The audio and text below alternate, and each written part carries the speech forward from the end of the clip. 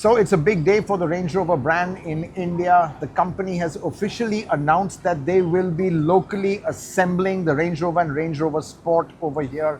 And talking to me about this momentous step, we have with me the product line director of Range Rover and Range Rover Sport, Rory O'Murchu. Yeah, congratulations. Nice to be here. Thank you very much. Yeah. So assembly of this product, well, small numbers, but still significant because you've not done this out of the UK, from my understanding, and this is the first market. Correct. So this is a massive moment in time for us, both at Jaguar-Land Rover and also as part of the Tata family.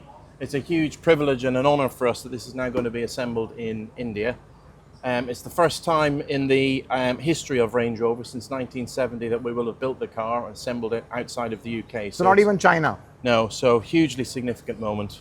Right. Oh, now, what does this entail? Because clearly, you have to have a kind of a CKD operation back at the factory to make the kits, send them over here. What's the sort of investment required, and what's the sort of minimum volume you would like to just make this viable? Because there's even a cost to doing that.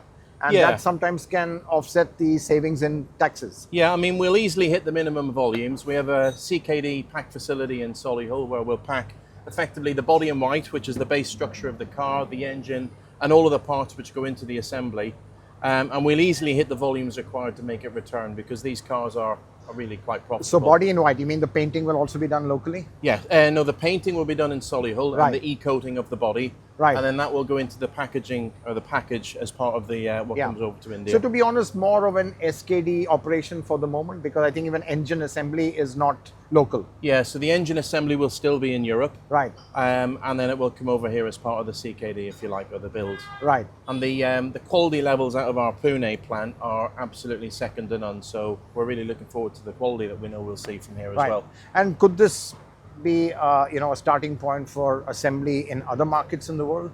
Who knows? Who knows? We'll start here, get going, see how it goes. But of course, we're Indian owned, so we're really proud that we're here in India doing it. Yeah, but the sense I get is, yes, you could be going to other markets. I mean, you got a KD facility. It doesn't make sense only setting that up for India. We currently don't have any other plans. Okay. But we'll see what's the sort of investment required to set up a KD plant and all that? And because there'll be some investment even in the Pune plant to kind of assemble it as well. Yeah, you're talking some millions of pounds to set it up. Right. Okay. So it's not super cheap. No, it's not super cheap. And to make sure we get the quality right, we've got the most high quality execution of facilities in Pune. Right. Talking about the product really of flagships, and in a way the flagship for ICE, unabashed, strong combustion engines. How do you see the market responding in this age of everyone going to transition? Do you see there are still people now want plug-in hybrids to have a little bit of, be eco-sensitive and friendly, but at the same time, this car is really all about being very outdoors, and the legacy is very traditional in that sense. Yeah, I mean, we have our reimagined strategy, which is to be carbon neutral, and we're still on track for that. And within the next 12 months, we will launch the fully electric version of the Range Rover.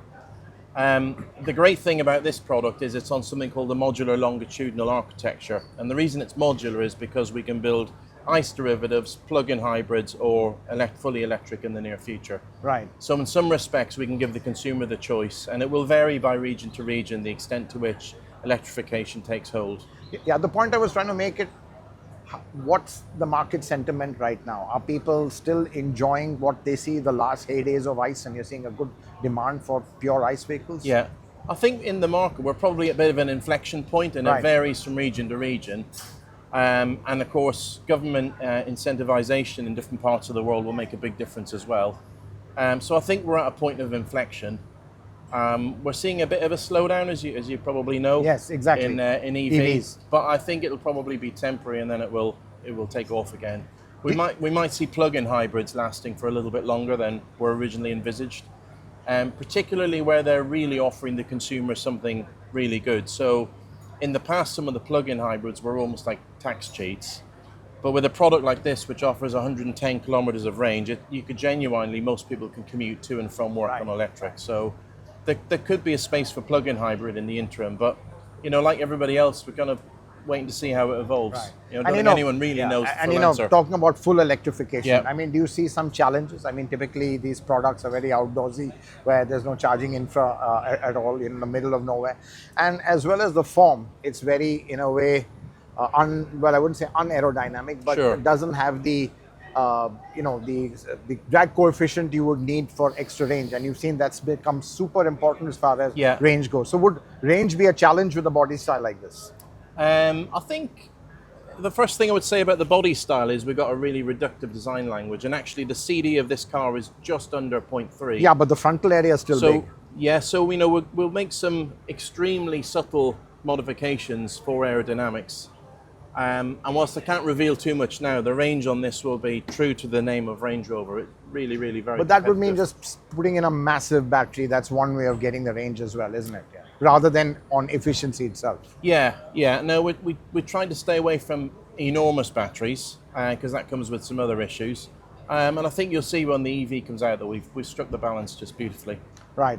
And, just looking at how is the market evolving for, high-end luxury SUVs. Obviously, you had a great year. Yeah. It's been fantastic. In fact, this is really driving the whole company. It, yeah, exactly. Yeah. So how do you see the market? What is it post-COVID? People are indulging themselves a bit more. Do you still get that kind of, let's say, that tailwind is still there? Yeah, I think the tailwind is still there. And when a product is as kind of groundbreaking as this is, that demand is there. I think people can really see the substance in the product, and Range Rover in particular, with its distinctive silhouette and the rear appearance of the car, is really impactful, and so the demand is still very much there. The order bank for this car is still very, very healthy. Right. Very healthy. Yeah. And last question, I mean, going forward, the way cars are evolving, shapes are evolving. Yeah. I mean, is the size always going to be what it is? The stance, for example. I mean, one of the things is high ground clearance. Will that always be a prerogative? It sometimes goes against the lifestyle side, where people find it difficult to get in and out of even after you've lowered the car. So are there some challenges which you have to work around still in a very fast changing world? So we try to get the balance right with this car. And so, for example, on the lowering, you can set it on the screen that it will lower.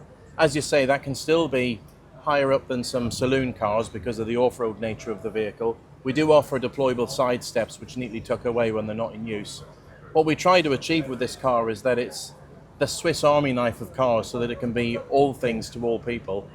So we try and achieve fantastic on-road refinement, tranquil sanctuary inside the car, but still have that capability that makes it authentic. Not everyone takes it off-road, but everyone likes to know that they can if they need to. And I think particularly in this market, it's the perfect car for it. You can literally turn up at the Royal Opera House 1 minute in the red carpet with this car, or be in the hills the next minute, and it's, as I say, it's like the Swiss Army knife of vehicles. Well, absolutely, to be a jack of all, developing car is making a lot of compromises. So that must be your biggest challenge, to managing everything and finding that optimal balance. Yeah, it's an optimal balance, but there's no compromise where this is concerned, because the tech that we've put into it solves so many issues for the customers. It's just the best of all worlds. Right. It really is. It is one of the most refined cars around. So, for example, the torsional stiffness of the body is significantly higher than the previous Range Rover, which in itself was really good. So you get the off-road stiffness you require. Right. And you can run a softer suspension. But you also get the refinement, and you can run a softer suspension. To get the comfort. Exactly. So you can use the technology to genuinely not compromise for the customer in different conditions. Right. Talking about technology, today software is really driving vehicles, software-defined vehicles. Yeah. Seems to be that is a big challenge for a lot of OEMs in terms of, I'll be honest, reliability. Yeah. A lot of glitches. Software is really now everything. Yeah. OEMs are transitioning from really the mechanical stuff to the software stuff. Is that a challenge, honestly? Because, software is really, in a way, just defining sometimes even reliability. I guess it's an industry challenge, but one of the things that we have been at the forefront of is software over-the-air updates, a bit like your mobile phone. Yeah. We're one of the first to actually get them into the car. And one of the things you might notice on this car, a few people ask me, why have you got two pods on the back of the car? The fins on the roof. Yeah. And the reason is, one is for all of the infotainment and software over the air, and then the other one is so the car can get updates. Right. And the reason we have two is so that they don't interfere with each other or compromise each other. So again, this is really is state of the art from a software point of view. Right, and obviously I think the E&E upgraded to Ethernet, and that's the future. Yeah, and we're very lucky because we're part of the wider Tata group. You know, we get all of the benefit and help of having a Tata ecosystem as well when it comes to software, etc. But don't you think there's? Oh, you mean from the Tata group? Tata group, yeah. So TCS and all that. Yeah, right. Yeah, though I think the two brands very different. I don't think there's no overlap yet. Yeah, correct. There's no overlap. Yeah. So anyway, Rory, congratulations. Thank you for your, as you nicely put it, the Swiss Army knife of luxury SUVs, and now assemble in India. Congrats. Thank you very much. Thank you very much. Landmark. Thank you very much. Thank you. Thank you.